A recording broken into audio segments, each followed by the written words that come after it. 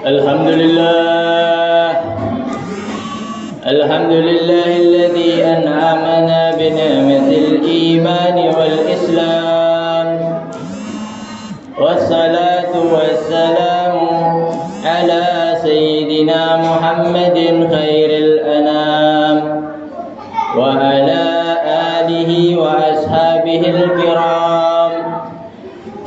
أشهد أن لا إله إلا الله وحده لا شريك له، وأشهد أن سيدنا ونبينا محمدا عبده ورسوله صاحب الشرف والاحترام.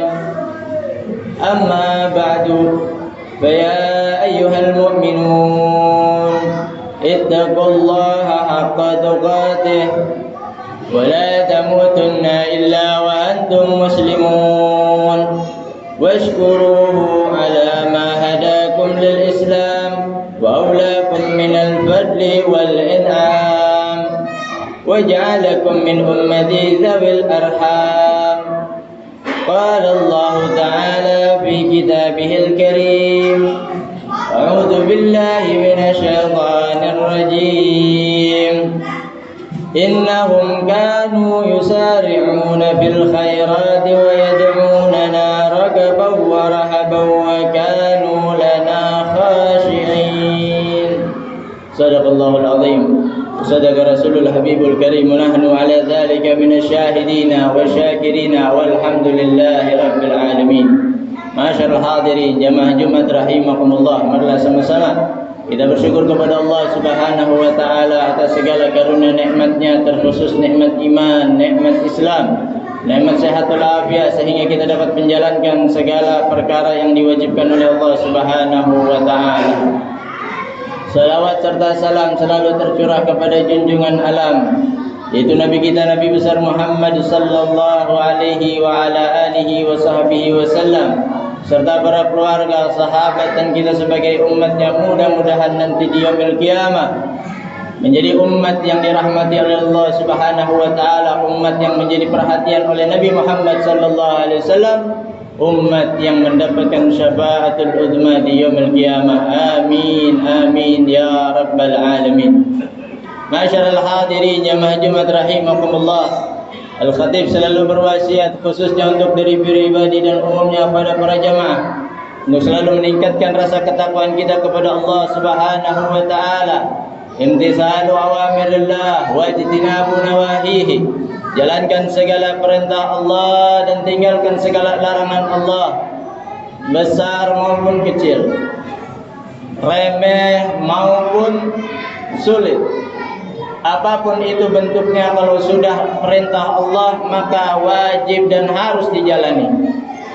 Dan apapun bentuknya itu, kalau itu sudah dilarang oleh Allah Subhanahu wa taala, maka harus ditinggalkan. Sebagaimana para ulama mengatakan,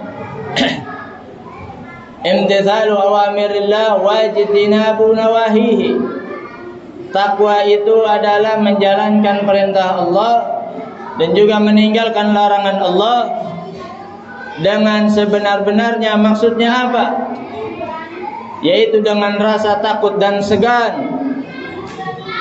Ketahuilah masyaallah hadirin rahimakumullah, yang terjadi di antara kita adalah kita takut kepada Allah hanya ketika di masjid. Kita takut sama Allah hanya ketika pakai peci. Kita takut sama Allah ketika banyak orang. Kita takut sama Allah kalau dilihat orang. Kita takut sama Allah pengen dipuji orang. Ini bukan takwa yang sebenarnya. Takwa yang sebenarnya adalah ia menjalankan segala perintah Allah tanpa melihat apapun itu bentuknya. Mau dipuji atau tidak dipuji, ia tetap berjalan. Mau kecil ataupun besar, perintah tersebut tetap ia jalani. Gampang ataupun sulit, tetap ia jalani. Dan juga takwa yang sebenarnya adalah ia takut dan segan kepada Allah Subhanahu wa taala. Apa maksud segan di sini? Maksud segan di sini adalah jangankan kita melihat, mendengarnya saja kita sudah takut. Sebagaimana satu contoh, kita punya bos di perusahaan atau di tempat kerja. Ketika bos itu datang, pasti kita semua akan terlihat seperti bekerja. Kenapa? Karena takut dan juga segan. Itu kepada manusia yang ketika kita melihatnya sudah ada rasa takut dan segan.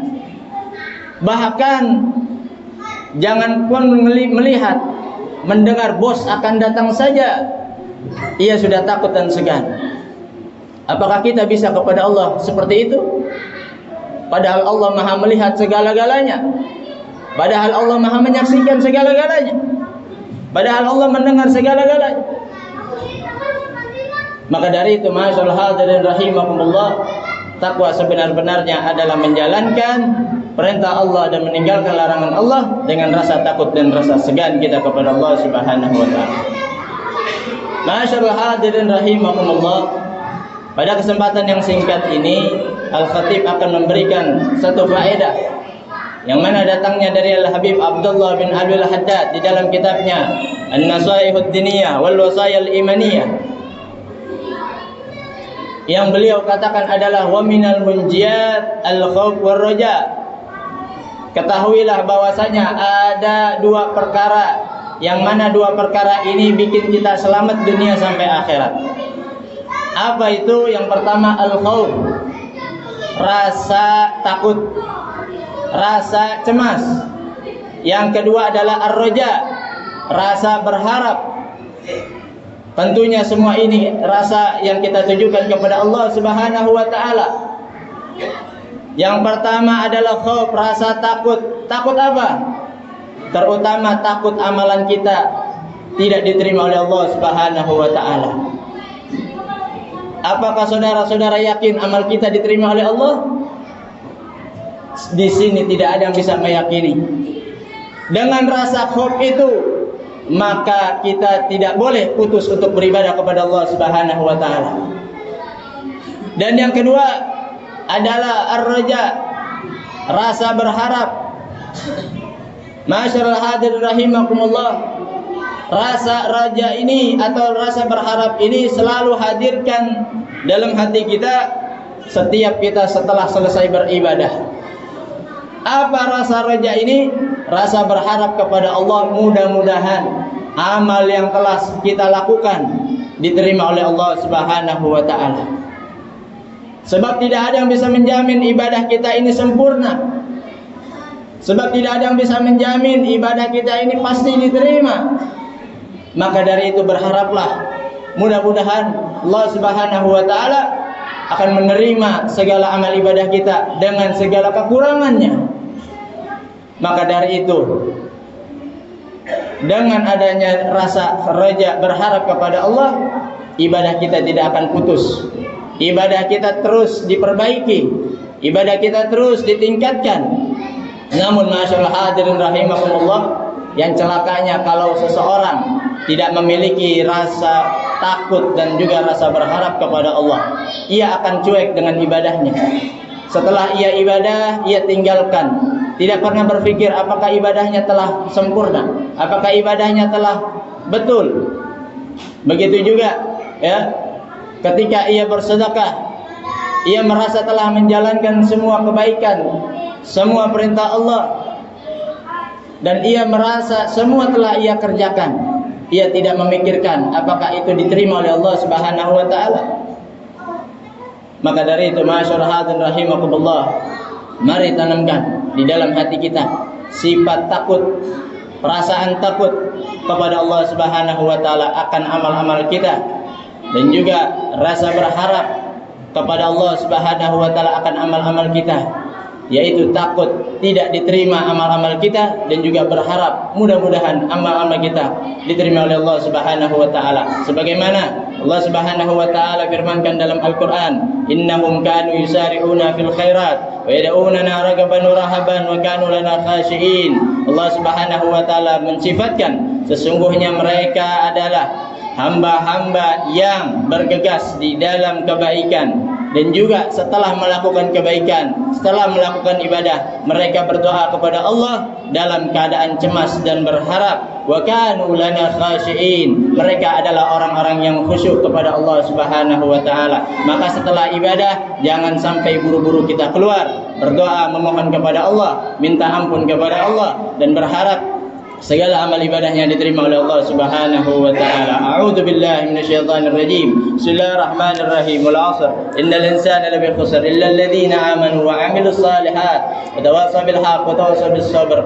Aqulu qawli hadza wa astaghfirullaha li wa lakum lisairil muslimin wal muslimat. Fastaghfiru innahu huwal ghafurur rahim.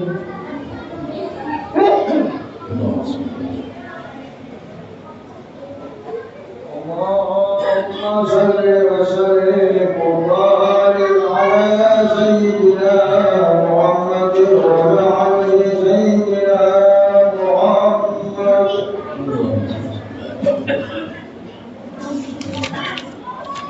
الحمد لله وكفى وصلي وسلم على سيدنا محمد المصطفى وعلى آله وصحبه أهل الوفاء. أشهد أن لا إله إلا الله وحده لا شريك له وأشهد أن سيدنا محمدا عبده ورسوله. أما بعد فيا أيها المسلمون أوصيكم ونفسي وإياي بتقوى الله. واعلموا أن الله أمركم بأمر بالصلاة والسلام على نبيه الكرام، فقال تعالى: إن الله وملائكته يصلون على النبي يا أيها الذين آمنوا صلوا عليه وسلموا تسليما. اللهم صل وسلم على نور الأنوار وسر الأسرار وترياق الأخيار ومفتاح باب اليسار سيدنا محمد المختار وآله الأطهار وأصحابه الأخيار عدد نعم الله وإفضاله. وارض اللهم عن الخلفاء الراشدين أبي بكر وعمر وعثمان وعلي، وعن الستة المتبعين للعشرة الكرام، وعن التابعين وتابع التابعين لهم بإحسان إلى يوم الدين، وعلينا معهم وفيهم برحمتك يا أرحم الراحمين. اللهم اغفر للمسلمين والمسلمات والمؤمنين والمؤمنات الأحياء منهم والأموات، إنك سميع قريب مجيب الدعوات، ويا قاضي الحاجات، ويا غافر الذنوب والخطيئات. اللهم ادفع عنا البلاء والغلاء والوباء والفحشاء والمنكر والبغي والسيوف المختلفة والشدائد والمحن ما ظهر منها وما بطن من بلدنا هذا خاصة ومن بلدان المسلمين عامة، إنك على كل شيء قدير. ربنا آتنا في الدنيا حسنة وفي الآخرة حسنة وقنا عذاب النار. وصلى الله على سيدنا محمد بالأمي وعلى آله وصحبه وسلم، والحمد لله رب العالمين. عباد الله، إن الله يأمر بالعدل والإحسان وإيتاء ذي القربى وينهى عن الفحشاء والمنكر والبغي يعظكم لعلكم تذكرون. فاذكروا الله العظيم يذكركم واشكروه على نعمه يزدكم ولا ذكر الله أكبر. أقيموا الصلاة.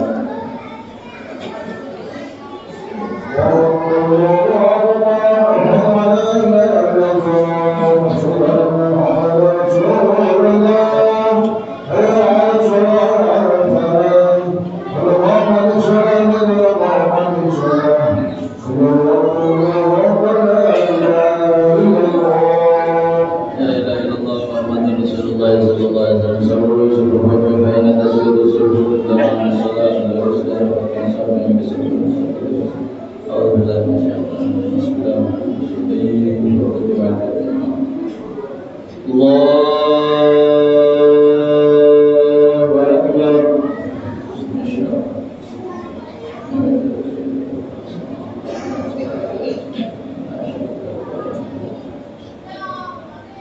Bismillahirrahmanirrahim. Alhamdulillahi rabbil alamin. Ar-Rahmanir Rahim. Maliki yawmiddin. Iyyaka na'budu wa iyyaka nasta'in.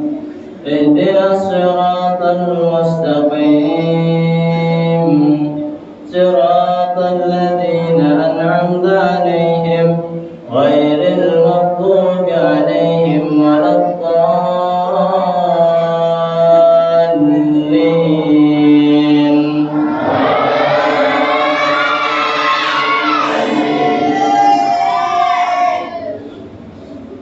Bismillahirrahmanirrahim.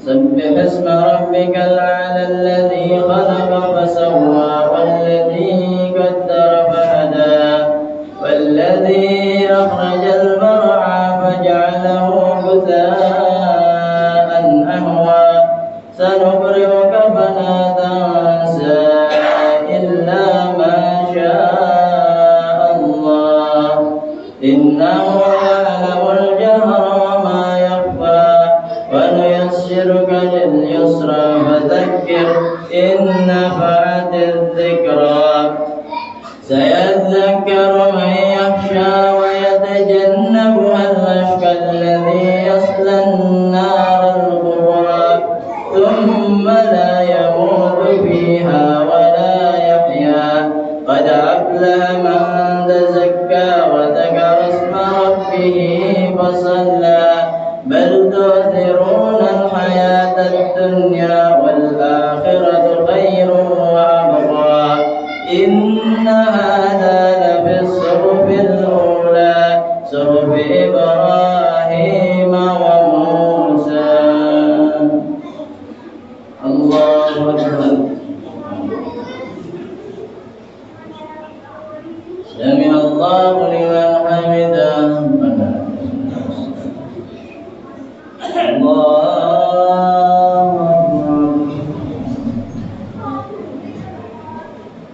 الله أكبر.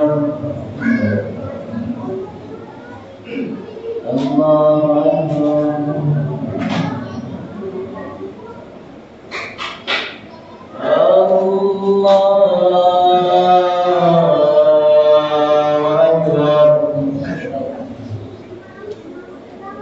بسم الله الرحمن الرحيم. الحمد لله رب العالمين الرحمن الرحيم مالك يوم الدين إياك نعبد وإياك نستعين اهدنا الصراط المستقيم صراط الذين أنعمت عليهم غير المغضوب عليهم ولا الضالين.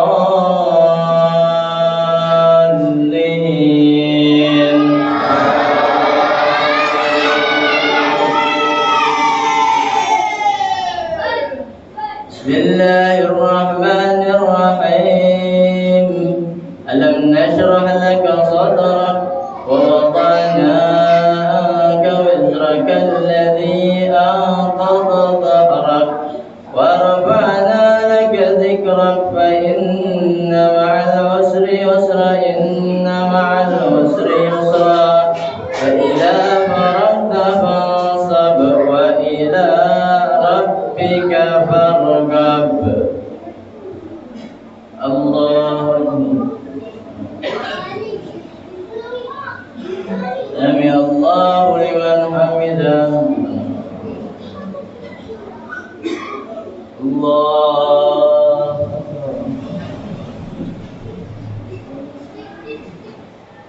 الله أكبر. الله أكبر.